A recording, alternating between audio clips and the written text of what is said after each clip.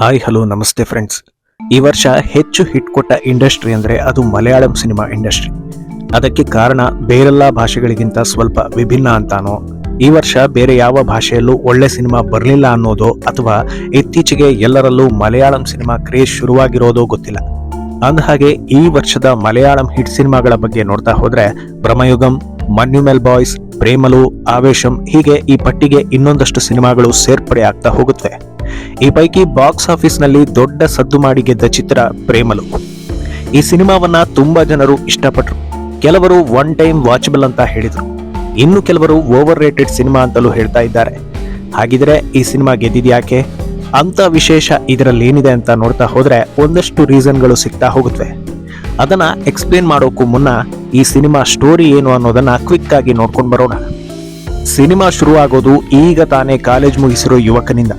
ಮಧ್ಯಮ ವರ್ಗದ ನಾಯಕನಿಗೆ ಮುಂದೆ ಏನ್ ಮಾಡಬೇಕು ಅನ್ನೋ ಬಗ್ಗೆ 100% ಕ್ಲಾರಿಟಿ ಇರೋದಿಲ್ಲ.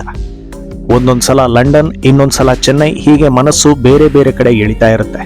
ವೀಸಾ ರಿಜೆಕ್ಟ್ ಆಗಿ ಕಂಗಾಲಾಗಿದ್ದ ಈ ಸಚಿನ್ಗೆ ಸ್ನೇಹಿತ ಅಮಲ್ ಡೇವಿಸ್ ಹೊಸ ದಿಕ್ಕನ್ನ ತೋರಿಸ್ತಾನೆ.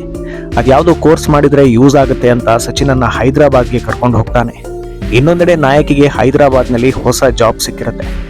IT ಲೋಕ, ಹೊಸ ಆಫೀಸ್, ರೂಮ್ ಮೇಟ್ಸ್, ಮೊದಲ ಸಂಬಳ, ಟೀಮ್ ಲೀಡ್, ಚಿಕ್ಕ ಚಿಕ್ಕ ವಿಷಯದಲ್ಲಿ ಎಂಜಾಯ್ಮೆಂಟ್, ಹೀಗೆ ಅವಳ ಲೈಫ್ ಸಾಗ್ತಾ ಇರುತ್ತೆ.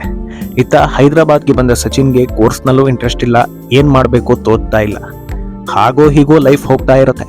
ಹೀಗೆ ಬೇರೆ ಬೇರೆ ದಿಕ್ಕಲ್ಲಿ ಇದ್ದವರನ್ನ ಒಗ್ಗೂಡಿಸೋದು ಒಂದು ಮದುವೆ ಮನೆ ಎಂಟ್ರಿಯಲ್ಲೇ ಒಂದು ಚಿಕ್ಕ ಗಲಾಟೆ, ಅಲ್ಲಲ್ಲೇ ಕಾಂಪ್ರಮೈಸ್. ಸಚಿನ್ಗೆ ರೀನು ಪರಿಚಯ, ಟೀಮ್ ಲೀಡ್ ಜೊತೆ ಅಸಮಾಧಾನ, ಹೀಗೆ ಒಂದೊಂದೇ ಸೀನ್ಗಳು ಬರ್ತಾ ಹೋಗುತ್ತವೆ. ಈ ಮಧ್ಯೆ ಅರ್ಥ ಆಗೋ ಒಂದು ವಿಷಯ ಏನಂದ್ರೆ, ಸಚಿನ್ಗೆ ರೀನು ಮೇಲೆ ಕ್ರಶ್ ಆಗಿದೆ, ಹಾಗೆ ಟೀಮ್ ಲೀಡ್ ಆದಿಗೂ ರೀನು ಮೇಲೆ ಕಣ್ಣಿದೆ ಅನ್ನೋದು. ರೀನುಗಾಗಿ ಇವರಿಬ್ಬರ ಪೈಪೋಟಿ ಫನ್ನಿ ಆಗಿ ನೋಡ್ಸ್ಕೊಂಡು ಹೋಗುತ್ತೆ. ಹೀಗೆ ಹಗ್ಗ ಜಗ್ಗಾಟ ನಡೆಯೋ ಹೊತ್ತಲ್ಲಿ ಮದುವೆಯಿಂದ ರಿಟರ್ನ್ ಆಗುವಾಗ ಸಚಿನ್ ಕಾರ್ನಲ್ಲಿ ಹೋಗ್ಬೇಕು ಅಂತ ರೀನು ಮತ್ತೆ ಅವಳ ಫ್ರೆಂಡ್ ಡಿಸೈಡ್ ಮಾಡ್ಕೊಳ್ತಾರೆ. ಇದಕ್ಕೆ ಆದಿ ಒಪ್ಪದೇ ಇದ್ರೂ ಕೊನೆಗೆ ಒಪ್ಪಲೇಬೇಕಾದ ಪರಿಸ್ಥಿತಿ ಬರುತ್ತೆ. ಅಲ್ಲಿಂದ ಹೈದರಾಬಾದ್ ವರೆಗಿನ ಕಾರ್ ಜರ್ನಿ ಈ 4 ಜನರ ಸ್ನೇಹವನ್ನ ಇನ್ನಷ್ಟು ಗಟ್ಟಿ ಮಾಡುತ್ತೆ. ಹೈದರಾಬಾದ್ನಲ್ಲೇ ಇರಬೇಕು ಅನ್ನೋ ಸಚಿನ್ ನಿರ್ಧಾರಕ್ಕೆ ಒಂದು ಕಾರಣ ಸಿಕ್ಕಂತಾಗುತ್ತೆ. ಅಲ್ಲಿಂದ ಮುಂದೆ ಅಕ್ಕಪಕ್ಕದಲ್ಲೇ PG, ಪಬ್, ಕ್ಲಬ್ ಅಂತ ಸುತ್ತಾಟ, ಇದೆಲ್ಲವೂ ರೀನು ಹಾಗೂ ಸಚಿನ್ ತುಂಬಾ ಕ್ಲೋಸ್ ಆಗೋದಕ್ಕೆ ದಾರಿ ಮಾಡಿಕೊಡ್ತಾ ಹೋಗುತ್ತವೆ. ಈ ಮಧ್ಯೆ ಜಸ್ಟ್ ಕಿಡ್ಡಿಂಗ್ ಆದಿಯಿಂದ ಆಗಾಗ ಡಿಸ್ಟರ್ಬೆನ್ಸ್, ಎಲ್ಲೂ ಬೋರ್ ಆಗದಂತೆ ನೋಡ್ಸ್ಕೊಂಡು ಹೋಗುತ್ತೆ. ಹೈದರಾಬಾದ್ನಂತ ಸಿಟಿಯಲ್ಲಿ ಬದುಕಬೇಕು ಅಂದ್ರೆ ಹಣ ಬೇಕಲ್ವಾ. ರೀನುಗೇನೋ ಜಾಬ್ ಇದೆ, ಸಚಿನ್ ವಿಧಿ ಇಲ್ಲದೆ TFC ಸೇರಿಕೊಳ್ತಾನೆ. ಇದರಿಂದ ಅವರಿಬ್ಬರ ಸ್ನೇಹಕ್ಕೇನೂ ಪ್ರಾಬ್ಲಮ್ ಆಗೋದಿಲ್ಲ ಅನ್ನೋದಕ್ಕೆ ಆತನ ಬಳಿಯೇ ರೀನು ಚಿಕನ್ ಬರ್ಗರ್ ತರಿಸೋದು ಸಾಕ್ಷಿಯಾಗುತ್ತೆ. ಈ ಮಧ್ಯೆ ಹೆಲ್ತ್ ಇಶ್ಯೂ, ರೀನುಗಾಗಿ ಓಡೋಡಿ ಬಂದು ರೈಲು ಹಿಡಿಯೋ ಸಚಿನ್, ಇವೆಲ್ಲವೂ ಒಂದು ಲವ್ ಸ್ಟೋರಿಯಲ್ಲಿ ಇರಲೇಬೇಕಾದ ಎಲಿಮೆಂಟ್ಸ್ ಅನ್ನೋದನ್ನ ತೋರಿಸ್ತಾ ಹೋಗುತ್ತೆ. ಈ ಮಧ್ಯೆ ರೀನು ಪೋಷಕರ ಜೊತೆ ಆದಿ ಹಾಗೂ ಸಚಿನ್ ಮೀಟಿಂಗ್, ಅಲ್ಲೂ ಕಾಂಪಿಟೇಷನ್, ರೀನು ಆಫೀಸ್ ಟ್ರಿಪ್ ನಲ್ಲಿ ಸಚಿನ್ ಹಾಗೂ ಅಮಲ್ ಡೇವಿಸ್ ಎಂಟ್ರಿ, ಅಲ್ಲಿ ಟೀಮ್ ಲೀಡ್ ಆದಿಗೆ ಇವರಿಬ್ಬರು ಉರಿಸೋದು, ಎಲ್ಲವೂ ಸಖತ್ ಕಿಕ್ ಕೊಡ್ತಾ ಹೋಗುತ್ತೆ. ಈ ಮಧ್ಯೆ ಸಚಿನ್ ಪ್ರಪೋಸ್ ಮಾಡೇ ಬಿಡ್ತಾನೆ. ಅದನ್ನ ರೀನು ತಿರಸ್ಕರಿಸ್ತಾಳೆ. ಅಲ್ಲಿಂದ ಸ್ವಲ್ಪ ಅಸಮಾಧಾನ, ಊರು ಬಿಡೋ ನಿರ್ಧಾರ, ಕೊನೆಗೆ ಪಾರ್ಟಿ ಒಂದರಲ್ಲಿ ಆದಿ ಮೇಲೆ ಯಾವ ಫೀಲಿಂಗ್ ಇಲ್ಲ ಅಂತ ಗಟ್ಟಿಯಾಗಿ ಹೇಳೋ ರೀನು. ಅಲ್ಲೂ ಕಾಮಿಡಿ, ಮುಖಭಂಗ, ಹೀಗೆ ಫುಲ್ ಇಂಟ್ರೆಸ್ಟಿಂಗ್ ಆಗಿ ಹೋಗುತ್ತೆ. ಕೊನೆಯ 15 ನಿಮಿಷ ಏನಾಗುತ್ತೆ ಅನ್ನೋದನ್ನ ನಾವು ಹೇಳೋದಕ್ಕಿಂತ ನೀವು ನೋಡಿದ್ರೆ ಚೆನ್ನಾಗಿರುತ್ತೆ. ಇನ್ನು ಈ ಸಿನಿಮಾ ಈ ಲೆವೆಲ್ಗೆ ಹಿಟ್ ಆಗಿದ್ದು ಯಾಕೆ ಅನ್ನೋದಕ್ಕೆ ರೀಸನ್ ಹುಡುಕ್ತಾ ಹೋದ್ರೆ, ಮೊದಲ ರೀಸನ್ ಇದೊಂದು ಯೂತ್ಫುಲ್ ಲವ್ ಸ್ಟೋರಿ ಅನ್ನೋದು. ಒಂದು ಕಾಲದಲ್ಲಿ ಕಾಲೇಜ್ ಡೇಸ್ ಲವ್ ಬೇಸ್ ನಲ್ಲಿ ಬಂದ ಸಾಕಷ್ಟು ಚಿತ್ರಗಳು ಬೇರೆ ಬೇರೆ ಸಿನಿಮಾ ಇಂಡಸ್ಟ್ರಿಯಲ್ಲಿ ಗೆದ್ದ ಇತಿಹಾಸ ಇದೆ. ಈಗ ಕಾಲಕ್ಕೆ ತಕ್ಕಂತೆ ಅಪ್ಗ್ರೇಡ್ ಆಗಿ IT ಜೀವನ, ಕಾಲೇಜ್ ನಂತರದ ಜೀವನದ ಜಂಜಾಟಗಳ ನಡುವೆ ಒಂದು ಪ್ರೀತಿ ಹುಟ್ಟಿದ್ರೆ ಅದಕ್ಕೆ ಹೇಗೆಲ್ಲ ಸವಾಲುಗಳು ಬರುತ್ತವೆ, ಆ ಪ್ರೀತಿಯ ಪ್ರಬುದ್ಧತೆ ಹೇಗಿರುತ್ತೆ ಅನ್ನೋದನ್ನ ಇಲ್ಲಿ ಎಳೆಯಾಗಿ ಸುಂದರವಾಗಿ ತೋರಿಸಿದ್ದಾರೆ. ಇದು ಈ ಸಿನಿಮಾದ ಮೇಜರ್ ಪ್ಲಸ್ ಪಾಯಿಂಟ್ ಅಂದ್ರೆ ತಪ್ಪಾಗ್ಲಿಕ್ಕಿಲ್ಲ. ಅಂದಹಾಗೆ ಇಲ್ಲಿ ಇನ್ನೊಂದು ಕಮರ್ಷಿಯಲ್ ಅಂಶ ಕೂಡ ಇದೆ. ಅದೇನೆಂದ್ರೆ ಸಿನಿಮಾಗಳನ್ನ ಹೆಚ್ಚಾಗಿ ನೋಡೋದು ಯುವ ಸಮೂಹ. ಅದರಿಂದ ಪ್ರೇಮಲು ಬೇಗ ಯೂತ್ಸ್ಗೆ ಕನೆಕ್ಟ್ ಆಯ್ತು ಅಂತ ಹೇಳ್ಬೋದು. ಎರಡನೇ ರೀಸನ್ ಅಂದ್ರೆ ಅದು ಸ್ಕ್ರೀನ್ ಪ್ಲೇ ಹಾಗೂ ಕಾಮಿಡಿ ಟೈಮಿಂಗ್ಸ್. ಸಾಮಾನ್ಯವಾಗಿ ಅದೆಷ್ಟೇ ಒಳ್ಳೆಯ ಮಲಯಾಳಂ ಸಿನಿಮಾ ನೀವು ನೋಡ್ತೀರಿ ಅಂದ್ರೂ ಒಂದೋ ಎರಡೋ ಕಡೆಗಳಲ್ಲಿ ಲ್ಯಾಗ್ ಆಗುತ್ತೆ ಅನ್ನೋದು ಗೊತ್ತಿರೋದೆ. ಆದರೆ ಪ್ರೇಮಲು ಸಿನಿಮಾದಲ್ಲಿ ನಿಮಗೆ ಲ್ಯಾಗ್ ಅನಿಸೋ ಯಾವ ಸಿಚುವೇಶನ್ ಕೂಡ ಬರೋದಿಲ್ಲ. ಸಿನಿಮಾ ಸ್ವಲ್ಪ ಡಲ್ ಆಯ್ತು, ಡೌನ್ ಆಯ್ತು ಅನ್ನೋವಾಗ ಅಲ್ಲಿ ಕಾಮಿಡಿ ಡೈಲಾಗ್ಗಳು ಎಂಟ್ರಿ ಆಗಿ ನೋಡಿಸಿಕೊಂಡು ಹೋಗುತ್ತೆ. ಇನ್ನು ಈ ಸಿನಿಮಾದಲ್ಲಿ ಹೇಳಿಕೊಳ್ಳುವಂತ ಟ್ವಿಸ್ಟ್ಗಳು, ಟರ್ನ್ಗಳು ಏನೂ ಇಲ್ಲದೆ ಇದ್ರೂ ಕಥೆಯನ್ನ ಎಲ್ಲೂ ಮಿಸ್ ಆಗದಂತೆ ಚಿತ್ರಕಥೆ ಹೆಣೆದಿರೋದು ಕೂಡ ಪ್ಲಸ್ ಪಾಯಿಂಟ್. ಇನ್ನು ಕ್ಯಾಮರಾ ವರ್ಕ್ ಕೂಡ ಅಷ್ಟೇ ಅಚ್ಚುಕಟ್ಟಾಗಿದ್ದು ಕಣ್ಣಿಗೆ ಖುಷಿ ಕೊಡುವಂತೆ ಸಿನಿಮಾ ಸಾಗುತ್ತೆ. ಮೂರನೇ ರೀಸನ್ ಅಂದ್ರೆ ಅದು ಹೈದರಾಬಾದ್ ಫ್ಯಾಕ್ಟರ್. ನಿಮಗೆ ನೆನಪಿರ್ಬೋದು, ಈ ಹಿಂದೆ ಬ್ಯಾಂಗ್ಳೂರು ಡೇಸ್ ಅನ್ನೋ ಸಿನಿಮಾ ಬಂದು ಅದು ಮಲಯಾಳಂನಲ್ಲಿ ಇಂಡಸ್ಟ್ರಿ ಹಿಟ್ ಎನಿಸಿಕೊಂಡಿತ್ತು. ಆ ಸಿನಿಮಾ ಜನರಿಗೆ ಕನೆಕ್ಟ್ ಆಗಿದ್ದು ಬೆಂಗಳೂರು ಅನ್ನೋ ಹೆಸರಿಂದ. ಎಲ್ಲಾ ಭಾಷೆಯ ಜನರು ಕೆಲಸ ಮಾಡೋ ಜಾಗದಲ್ಲಿ ಒಂದು ಯೂತ್ಫುಲ್ ಸಿನಿಮಾ ಬಂದ್ರೆ ಅದು ಬೇಗ ಕನೆಕ್ಟ್ ಆಗುತ್ತೆ.